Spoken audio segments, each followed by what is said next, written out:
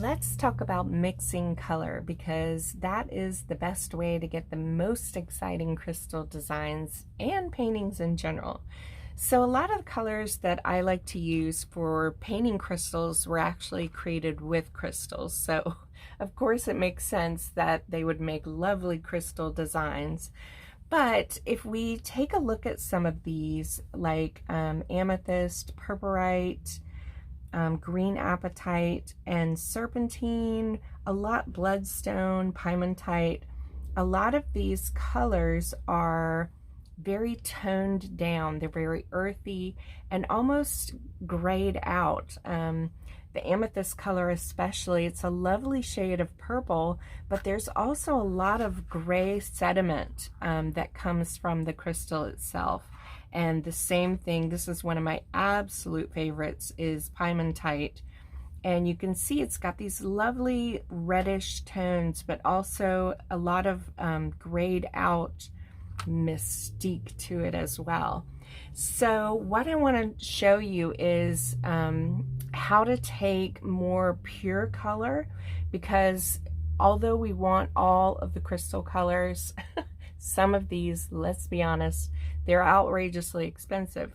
So I want to talk about how we can take some of the more pure colors that are easier to have in our supply and tone them down.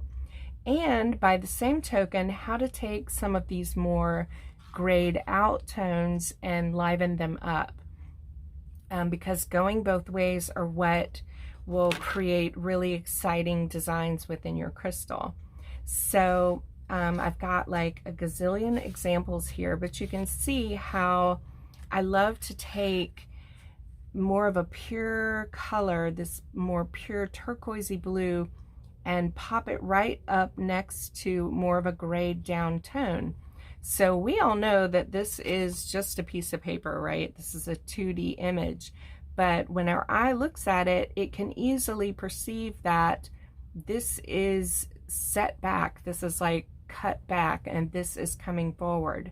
Not only because it's lighter, but because of the actual color is more of a pure color, and so it's kind of popping off the page.